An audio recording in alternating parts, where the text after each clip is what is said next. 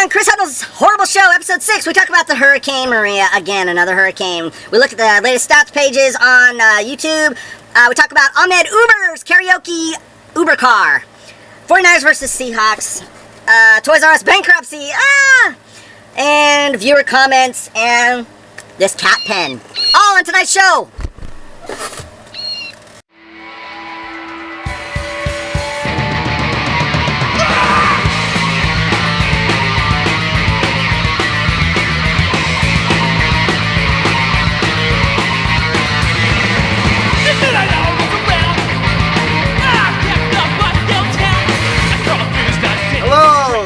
Welcome to Chris Hudnall's Horrible Show, episode number 6. Number 6. We've made it to number 6. Can you believe it? Wow. Interesting. So let's keep going. All right. So tonight's show, I got to have a shout out, first of all, to the island of, I used to call it Dominica, and then my wife corrected me and said Dominica. So Dominica last night got hit, and the entire eye wall of the hurricane basically went directly over the island. The eye itself went directly over the island as a Category 5 Hurricane Maria. So I have a soft spot for Dominica. Actually, Dominica. I'm still trying to get that corrected.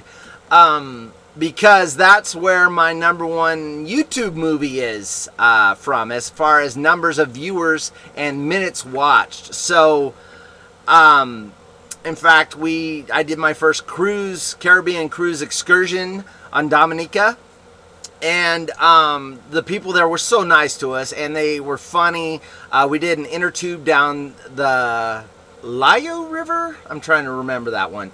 You know, it'll appear above my head, and it was so fun, right through the jungle.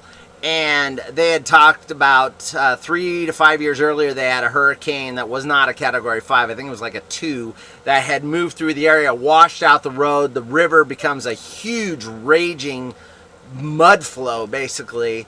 And I'm assuming they just got whacked. So, in fact, I'm actually trying to figure out what I can do.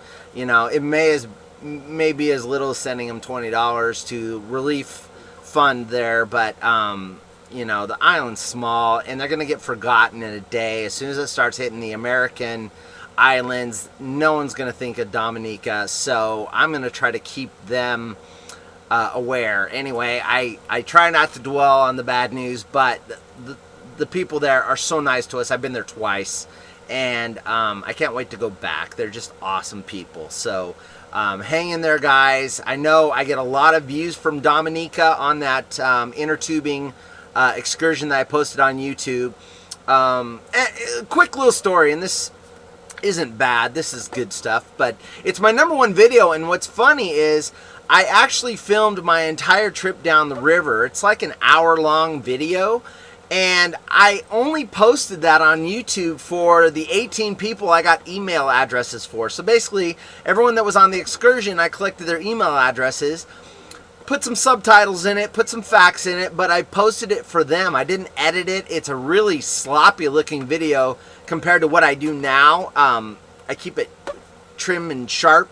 So it's my number one YouTube video, and it was meant for 18 people.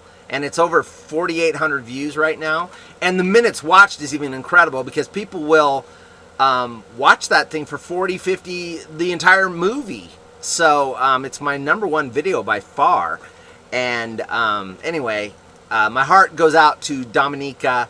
And if you are watching, I hope you rebuild quickly and we can get the tourism going and get the dollars flowing again. Quick update on my stats page. I was doing these in the early episodes and I haven't hit it in a while. So YouTube followers now, I'm up to 25. I was up to 26 and I lost one. So there was the first person I lost. So either I'm posting too much or I said the wrong thing and I lost one. I'm gonna lose them. I get that, but they're the first. So whoever that was that's gone, they're my first lost viewer or follower. And I think last time I brought up the stats, I was at 18. So now I'm at 25. I'm pretty stoked about that. Facebook page, boom, boom, boom. That's the one I'm actively promoting now. That's where I'm going to get my viewer comments from. I have several. And please follow the Facebook page, and you'll get the behind the scenes. I did one before this. Quick little live feed video of what I was going to do. I give little tips and hints about what I'm going to post. And they're just quick little 1 to 2 minute videos. And you can see the mess behind the curtain.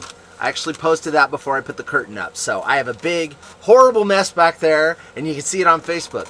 And look at all the crap. I mean, literally, I collect a lot of junk, and it's like, I'm like an 11-year-old boy. I collect, you know, I talked about the shark, or not shark, the alligator tooth last week. I just collect a lot of weird stuff, and I hang it up everywhere. It brings me joy. All right, so moving on. Shout out to a friend. I call him a friend. I met him once. I met him in the Winco, which is a grocery store here in the Portland, Oregon area, parking lot, and I got a selfie, and I'll put that right here, or here, wherever. And he has a YouTube page, Ahmed Uber Karaoke. I'll post the address. And in the credits at the end, I will also post the address. He's up to 150 subscribers. So when I met him, he wasn't over 100 yet, I don't think. And basically what he does, he has an Uber, but he's decked out his car. It's a Prius, and he's got like disco laser lights and stuff, and he passes around a microphone to his riders, and they karaoke while he's driving them to their destination. So I met him, got a selfie picture, and now I kind of follow his page, and some of the people really get into it and sing, and he's got the lasers, and he grabs the microphone and sings, and so I follow him on Facebook as well. So he's up to 150 followers, and he's going to be at 1 million soon. So he drives Uber in the Portland area. Hey, call him, get an Uber, and sing some karaoke. And by the way, he told me, people that don't want their stuff posted on YouTube, he won't. So if you're shy, he's not going to put it on YouTube. He'll only put it up there with your permission. So shout out to Ahmed. 49ers versus Seahawks. So we had 49ers game. I won't get too big into it because I'm sure not everyone that watches cares about football. But let's say this. At halftime, they were tied. I predicted they were going to get slaughtered. And I thought, oh my gosh, are we going to beat the Seahawks? A division rival? And then, you know, the fourth quarter happens and touchdowns, and it's called 49ers back to normal. Go, go, go, go, go. Chug the rum, baby. Yeah, they did not disappoint. And, you know, we're going to get a nice high draft pick this year. Jed York sucks. He's the owner of the 49ers if you haven't picked that up yet. Toys R Us, just something in the news. Toys R Us. Man, when I was a kid in the Sacramento area, and then we moved up here in 6th grade, and they got them up here, Toys R Us was the bomb. That was like, if you couldn't go to Disneyland as a kid, you went to Toys R Us. And if you got birthday money or Christmas money, man, that place was like a freaking Disneyland that was local. So they filed for bankruptcy, so how the mighty have fallen. I used to love going there. I mean, they had the commercials around Christmas. I'm sure they still do. Fireplaces glowing, icicles growing, hearts overflowing with cheer. It's that wonderful season we all find so pleasing, the Toys R Us time of year. The world's biggest toy stores, Toys R Us. The biggest selection, Toys R Us. It's the Toys R Us time of year. But that place was so freaking awesome. And now, you know, everyone's ordering that stuff online. Jeff Bezos is awesome. So, you know, hey, survival of the fittest. It's all about the evolution of the market. And if people can get it cheaper and easier and delivered to their door, boom, they're going to do that. Yeah, try to escape and go to Toys R Us with your kids not finding out and then hiding that item. You know, you order it online. I guess you can have it delivered, you know, the week before at your office, and boom, boom, boom. You got it going. Couple people. I've been talking to a lot of people about my, you know, this evolving little business I got going, Hudnall Media Inc., which is actually incorporated. And I'm swinging my chair, and I'll get to that in viewer comments. Someone brought to my attention that I'm giving him motion sickness. It's just a habit. You know, I'll kick it when I can, but I'm just being me. So I I've always had these ideas and everything, but it's about focus, being focused and sticking to a schedule. And I get ADD, and I play Hearthstone and, you know, Star Wars Battlefront. And so, you know, it's really easy to get distracted in this day and age of so many things to do and so little time to do it. But Gary Vaynerchuk, and he swears a lot. So if you don't like profanity, just be aware, he swears a lot, but he's kind of a business builder. He's built a huge media business, and he's kind of giving me tips on how to advertise on Facebook, Instagram, YouTube, how to develop my YouTube channel. So he's pretty awesome. So you know what? If there's anyone out there that wants to do what I'm doing, or other businesses, it doesn't have to be a video business. It could be a brick and mortar business. It could be, you can have a taco cart or whatever, and you want to figure out how to advertise on social media and not spam everybody with, hey, come here and buy now. But, you know, do it in a way where they get value out of it. He's the guy to go to. So I'll post his name. He's everywhere. I podcast about 3-4 hours a day of his stuff. And he's got books out there. I'm not a book guy. He's got books out there. It's funny, I'm not a book guy, but I'm going to show you a couple of books in my show and tell. So I'm a skimmer, not a full-blown reader. But you know, I like that kind of stuff. And so anyway, I actually didn't even know he existed. He's been doing this for years, and I heard about him on the Jim Rome sports radio show, and I like that. So it's kind of edgy, and I like Jim. So that's where I heard Gary for the first time, and he was, you know, he wants to buy the Jets, which is kind of the tie-in. Jim Rome is very big into social media, and he's huge everywhere. He's got his radio show, he's got a podcast now, and he's got, you know, YouTube clips everywhere. So I found out about Gary through him, and I think they've developed, you know, they kind of have the related businesses going in social media. So that's where I heard about him, and I've only been listening to him for about 2 or 3 months, but he's definitely got me focused, and that's why I'm cranking these out. I listen to him, and he focuses me. I get ideas, and I move along and crank this stuff out. The live feed Facebook and the page is also, you know, his mentoring and kind of showing me how to maneuver this thing and get it going. Viewer comments. So Lane in St. Helens, Lane's a friend of mine, and he gave me a tip. He watched episode 2, so that's the first episode he's watched, and we happened to be on the phone doing a business meeting or a business call, and he said, I loved it. I love the, you know, the bit about you know, blue bloods and the wife listening on the other side, but he says, you're making me sick. You keep swinging your chair around. It's driving me crazy. So Lane, is it really giving you motion sickness when I do this? Is it really? Because I can't see how it would. How would this give a person motion sickness? Anyway, haha, that's pretty funny. So he gave me that tip, and now, of course, when someone says something, now I'm like, damn, I do swing around a lot. My wife also mentioned that I kept moving the curtain when I was swinging the chair around. So I've pulled it out farther so I don't do that, but I can tell I'm still swinging around in the chair. I had a call with an old friend, Todd. I have not talked to him. 35, I'd have to really think about that. 1986, 5, somewhere in there. And he's actually in real estate, and then also he does tips for like salespeople and businesses on how to increase their performance. So I kind of was picking his brain on how he markets on Facebook. So not to bore you with all the business stuff, but it was great to talk to Todd again. So I figured I'd mention him in episode 6. I talked to him today, and he gave me a tip that I actually used tonight. So very valuable. Thanks for the info and the tips, Todd. Autumn posted yesterday. I had a live feed, just a little 1-2 minute hit on my Facebook page, and she said, I want a new show, hurry up. So here is your new show.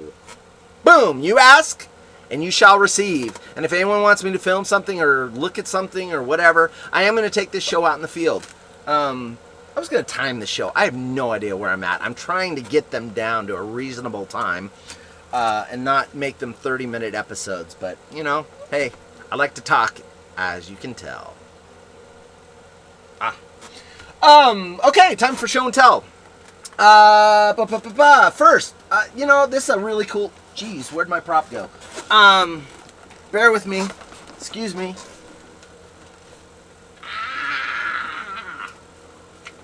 Ignore the man behind the curtain.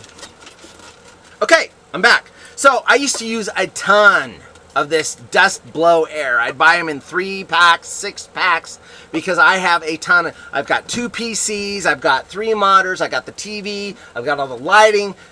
Basically, I got a ton of electronics, and a lot of it has cooling fans and everything, and I get dust build up, and I have to clean them weekly. So I was going through cases of this stuff, every 2 months, and it wasn't necessarily that I really cared about the cost, because it's the cost of doing business, but God, I was throwing these cans away like crazy, and I thought there's got to be a better way. So I went to Amazon.com, who does not pay me, by the way, and Justin loves when I say that. So hey, Justin, that's for you, buddy. So I went to Amazon.com and I got this guy, and it's by Metrovac, and it is, and I hope I don't blow. I thought ahead not to point it at the camera and blow the camera away, but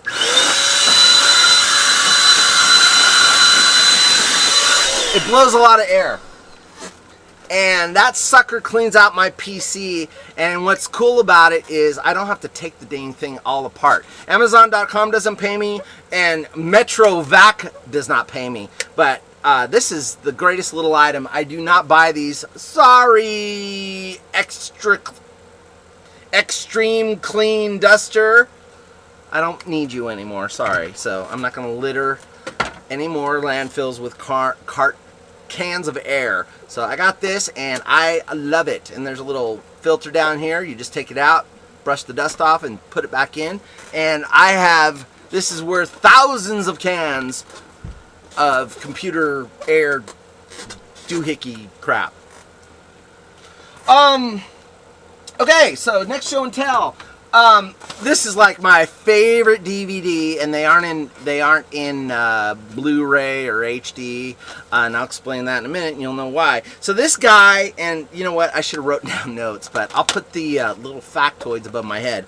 This guy, Richard Prenicky. So PBS, they love to drag this out when they're doing the, hey, give us some money.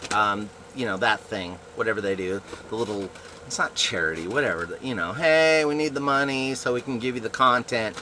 They love to show Richard Prenicky, and basically it's this guy, and he went up in Alaska on a lake, and he built his own log cabin by himself, and he lived in it by himself. And so he would have friends that would actually fly in every so often and give him supplies, and then he could exchange mail. And this was back in, I'm thinking the 60s, maybe 50s, and he had a home little movie camera. And my dad loved home movies back in the 50s, I think he got his first movie camera, 8mm. So this guy did 8mm movies when he was living and building his cabin. So episode 1 basically shows him building his cabin, and episode 2 kind of shows him living out there and on the lake, and he'd hunt for elk and get some of his food. He grew his own garden in the summer, and these are so freaking awesome. I mean, kudos to PBS for getting this. And my wife actually bought these. It was either a birthday present or a Christmas present. So I got Alone in the Wilderness 1, Alone in the Wilderness 2, and I watch them all the time. It's peaceful, to make it short and sweet. It's peaceful to watch it. It's interesting, but it's just calming just to think that the guy was out in the middle of this beautiful country. I mean, there's times he's going out and digging down into the lake to get just water, and it's like 30, 40 degrees below zero, so he has to dig way down into the ice and then get his bucket and then get it back to the cabin.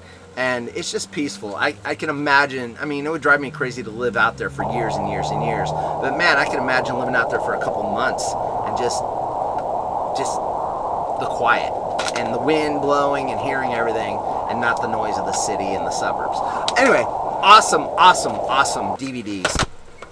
A book. I said I don't read books, and I don't read books. I skim books, I scan books. My wife loves books, so I actually had her do this one. Disney Demystified. Why would I bring this out as the very first book on Chris Hudnall's Horrible Show? Well, remember the website I used for it?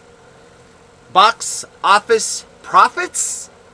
Well, the guy that runs that website wrote this book. So I know of him, and when he had a book, I bought it, and I liked it. It's basically, and my wife liked it too. It's basically, if you want to know all the like backstory and like some really cool stories about things that you don't see when you go to Disneyland, about some of the rides, how they were created, or what goes on behind the scenes. This is a really cool book, so I highly recommend you buy it. It's by David Mumpower, and it's Disney Demystified. I bought it on Amazon.com. And guess what, Justin?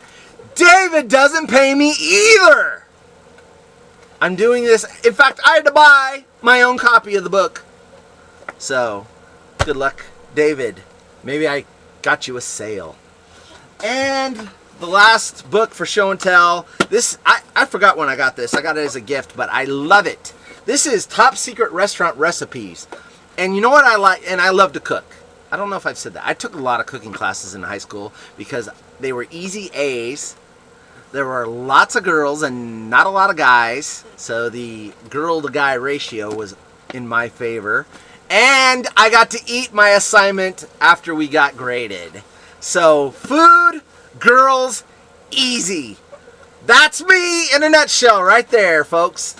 Anyway, Top Secret Restaurant. So I like to cook. My wife does not, so that works really well. I'm the cook. You know what I like about this? I like it because you can go to, they've got the top things in the restaurants that you like. And my favorite thing in here to cook at Super Bowl is the blooming onion from Outback Steakhouse. And you know what?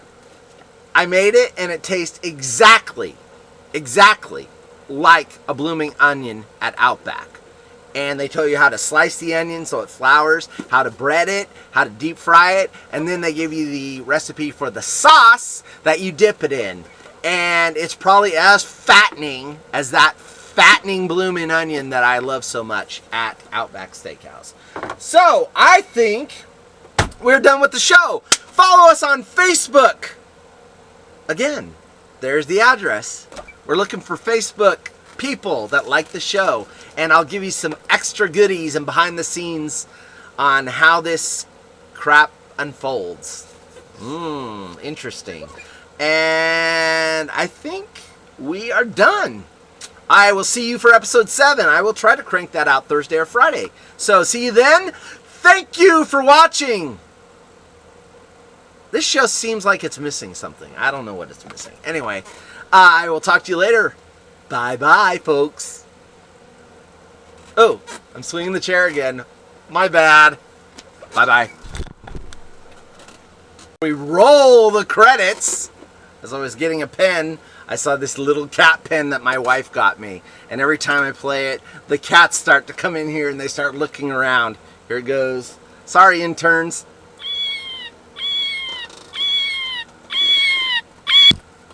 Roll the credits.